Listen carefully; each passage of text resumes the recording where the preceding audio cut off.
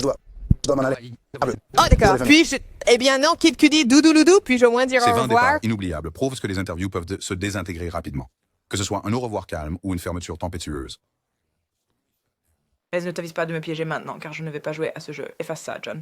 Peux-tu simplement l'effacer, Non, s'il te attends, plaît? regarde. Cette partie, parce Chacun que... est parti quand ils ont senti que c'était le moment d'arrêter de parler. Calvin Harris et ne pas sortir certaines de vos choses. Nous ne parlons de rien de personnel. Merci.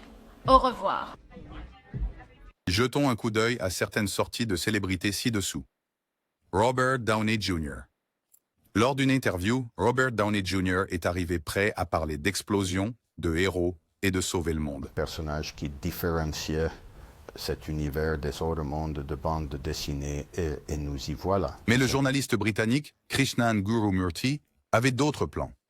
Sorti de nulle part, les questions sont passées de Marvel à un terrain personnel, addiction, drame familial, voire politique. Tu as parlé dans d'autres interviews de ta relation avec ton père. Au début, Robert Downey a géré cela avec grâce en répondant poliment. Mais en réalité, il n'appréciait pas. Il a essayé de ramener la conversation vers le film, mais lorsque celle-ci s'enfonçait encore plus, il a esquissé un petit sourire tranquille et a fait la sortie la plus élégante que vous ayez jamais vue. Au revoir. Merci les gars. Et tu... Oh, je suis désolé, C'est d'accord. Rita Ora. Rita Ora faisait une interview de presse standard avec l'Associated Press. La conversation n'avait rien de bizarre, juste les trucs de promo habituels. J'adore le personnage que je crée, le fait que je peux tout faire impunément, m'amuser et m'habiller comme j'aime. Mais ensuite, l'intervieweur a mentionné son ex, Calvin Harris, en disant qu'il n'avait pas sorti certaines de ses musiques. Rita Ora n'a pas vraiment réagi, sauf avec un simple sourire, et elle est sortie. Elle n'a rien dit, n'a pas fait de scène. Calvin Harris et ne pas sortir certaines de vos choses. Nous ne parlons de rien de Merci. personnel. Au revoir. Paris Hilton. Paris Hilton était assise avec ABC News pour une interview qui a bien commencé. Mais quand le sujet a changé pour parler des Kardashian et de leur présence médiatique, la conversation a pris une autre tournure. Les personnes qui ont suivi vos traces, comme Kim Kardashian, vous éclipsent-elles? Non, pas du Après tout. cela, elle a gardé ses réponses courtes. Lorsque le journaliste lui a demandé si elle voulait mettre fin à l'interview, elle n'a rien répondu de plus. Elle s'est simplement levée et est partie. Je veux conclure. LeBron James. Oh, LeBron, Michael Lee avec Yahoo Sports. Oh, diriez-vous que c'est probablement le plus frustré ou déçu? Cela s'est passé après le premier match des finales NBA de 2018. J.R. Smith avait fait une grosse erreur qui a coûté le match aux Cavaliers et LeBron était visiblement frustré. Lors de la conférence de presse d'après-match, un journaliste n'arrêtait pas de lui demander ce que Smith pensait à ce moment-là. Ce soir, nous avons joué aussi bien que nous l'avons fait tout au long des playoffs. Nous nous sommes donné une chance, possession après possession après possession. LeBron a répondu à la question plusieurs fois, mais le journaliste n'arrêtait pas. Sans rien dire de plus, LeBron a pris son sac, a mis ses lunettes de soleil et est parti. Merci.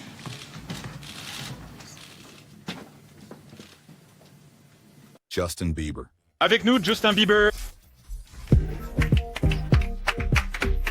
Wow. En 2015, il est apparu dans une émission de radio espagnole où chaque question et réponse devait être traduite.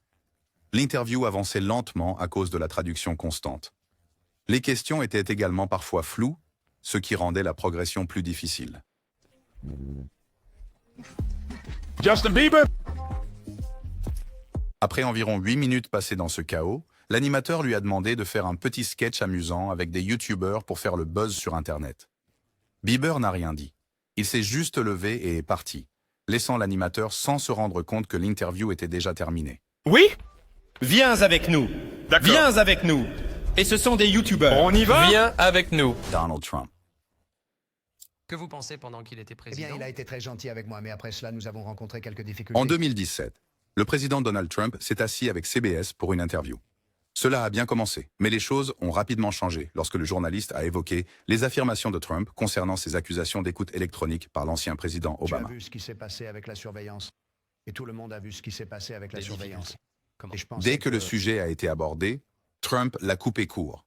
Il a congédié le journaliste, a dit que l'interview était terminée et l'a arrêté sur le champ. J'ai mes propres opinions. Vous pouvez avoir vos propres opinions. Je veux connaître vos opinions. Vous êtes le président des États-Unis. Ça suffit. Merci. Joan Rivers. La critique de mode, même si c'est très méchant de certaines façons, les gens ont hâte d'entendre ce que vous avez à dire.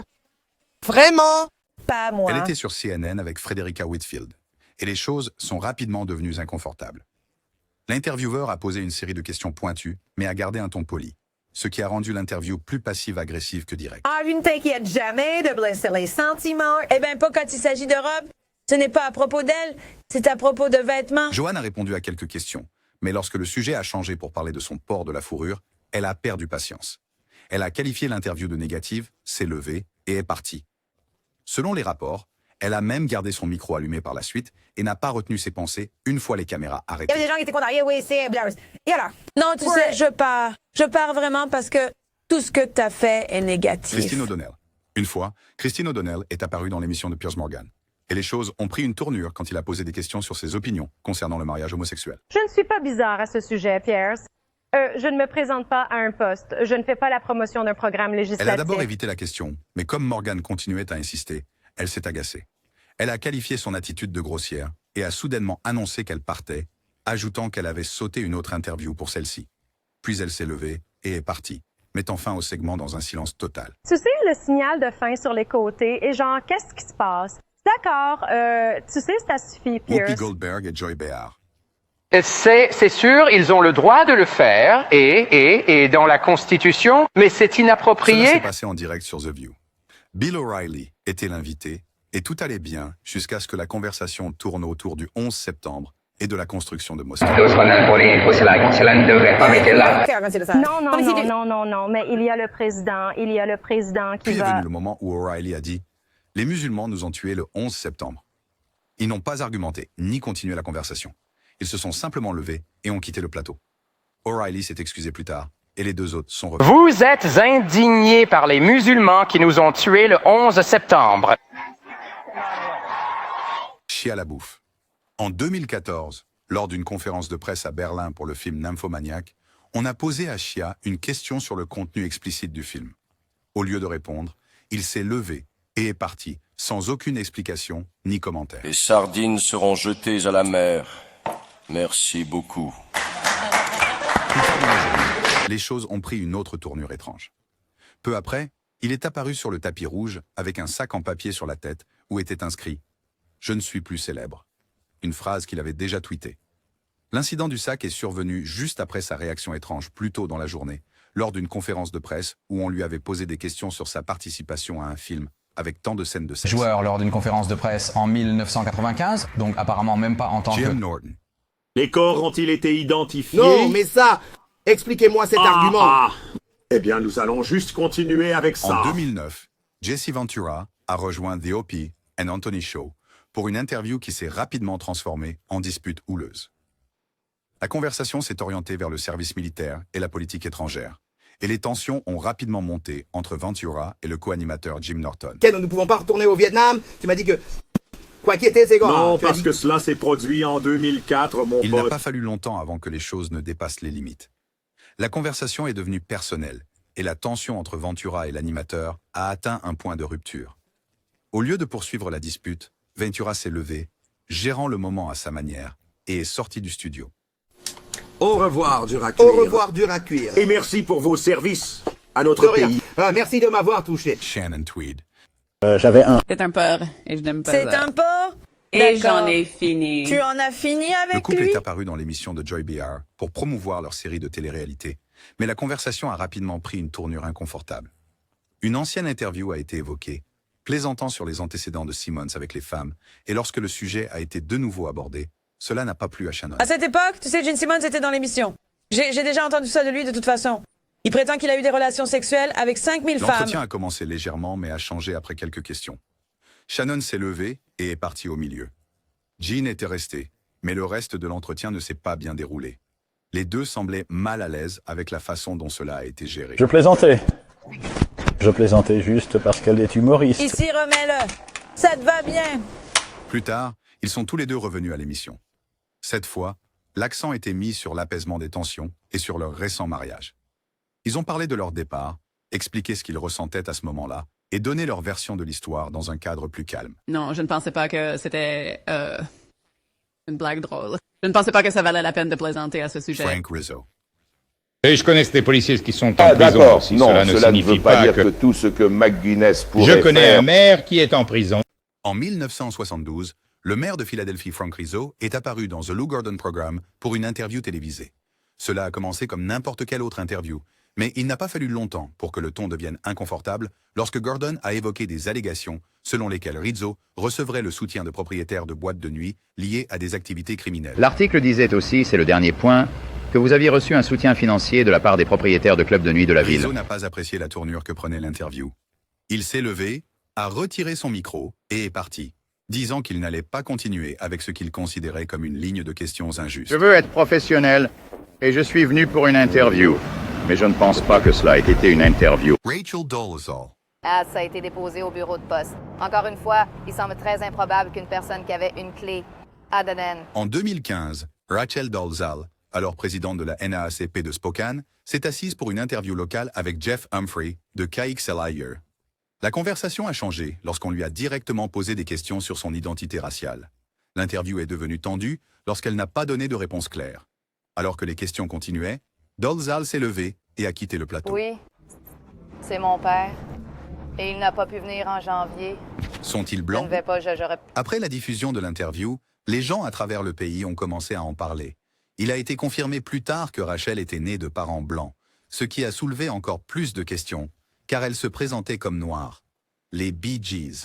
C'était un certain Reid Marden, le producteur de disques, qui suggérait que nous trouvions des crises aiguës. En 1996, les Bee Gees ont participé à l'émission Clive Anderson All Talk. Tout semblait normal au début, alors qu'ils discutaient simplement comme d'habitude. Parce que les grands frères ont tendance à vouloir être aux commandes et dire ce que tu... Est-il toujours... Peut-être devrais-je te demander. Est-il toujours... je pense que certains jours, Mais les choses se sont aggravées lorsque l'animateur a plaisanté sur l'oubli d'une de leurs chansons. Barry Gibb ne l'a pas bien pris. Il s'est levé, a dit qu'il en avait fini, et est parti. Le public n'a pas beaucoup réagi, et l'animateur s'est retrouvé seul, alors que tout le groupe quittait la scène en silence. En fait, je pourrais juste partir. Je n'ai jamais connu quelqu'un qui s'en aille avant, mais... Eh bien, nous sommes dans le pétrin, mon pote. Enfin, bref. Naomi Campbell. En 2010, Naomi Campbell a accordé une interview à ABC News. Les choses ont vite changé lorsqu'on lui a posé des questions sur un diamant qu'elle aurait reçu de l'ancien dirigeant libérien Charles Taylor. Elle a donné une réponse brève et a clairement indiqué qu'elle ne souhaitait pas en parler. Un diamant de Charles. Je n'ai pas reçu de diamant et je ne vais pas en parler, merci beaucoup. Et je ne suis pas ici pour Même ça. après qu'une personne hors caméra soit intervenue pour dire que le sujet était interdit, le journaliste a continué. Naomi n'a pas attendu. Elle s'est levée, a mis fin à l'interview et a renversé une caméra en partant. C'est d'accord, merci beaucoup. Au revoir. D'accord. Sarah Ferguson. Sarah s'est assise avec le journaliste Michael Usher, et les choses ont commencé normalement sans aucun indice de ce qui allait se passer ensuite. Mais dès que le sujet d'un scandale passé a été abordé, impliquant de l'argent pris en caméra cachée, les choses ont changé. Mais ne tentez pas de me piéger maintenant, car je ne vais pas jouer à ce jeu. Supprimez cette partie. John, peux-tu juste la supprimer, s'il te plaît, cette partie? Parce que Ferguson a répondu à certaines questions, mais s'est agacée lorsque les questions ont continué. Elle a demandé d'arrêter une partie de l'interview, a fait signe hors caméra à son agent, et a clairement indiqué qu'elle ne voulait pas continuer sur cette voie, bien qu'elle ne soit pas partie complètement. Finalement, elle a interrompu la conversation et a demandé de faire une pause. Oui, je vais prendre 5 minutes. Non, pardon? Rien. Je vais juste prendre 5 minutes. Julian Assange. Plusieurs personnes. Les bénévoles ont quitté. Où obtenez-vous vos sources? En 2010, Assange a accepté une interview centrée sur Wikileaks et son impact mondial croissant. Mais au lieu de rester sur ce sujet, la conversation s'est rapidement tournée vers sa vie personnelle et ses problèmes juridiques passés. Mais cela affecte Wikileaks? Oui, mais cette interview porte sur autre chose.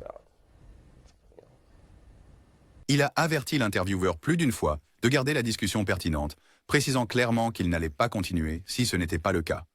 Quand les questions n'ont pas changé, il a tenu parole et a quitté l'interview. D'accord, très bien. Julien, je suis heureux de continuer sur cette boucle. Dans quel sens? Jordan Belfort. Après la sortie de Le Loup de Wall Street, qui est basée sur sa vie, Belfort a accordé une interview à 60 minutes Australie avec la reporter Liz Hayes.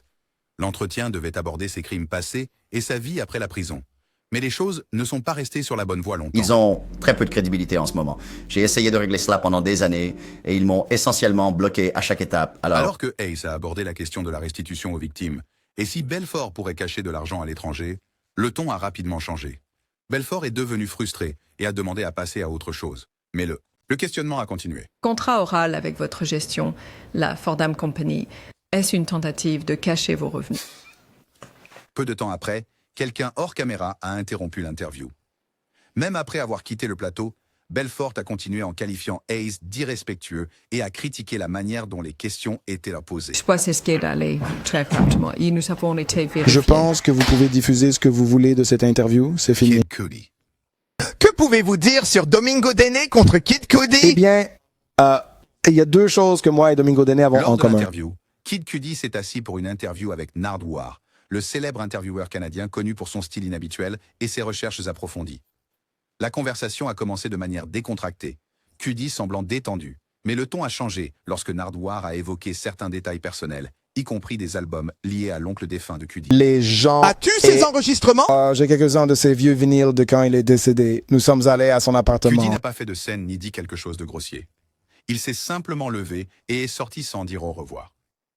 Nardwuar a essayé de le suivre dans le couloir, mais il n'allait pas revenir pour continuer l'interview. Je vais partir. Oh, d'accord. Désolé pour le... Eh bien, non. Et Kid Cudi, toi aussi, Loutou, puis-je au moins dire au revoir?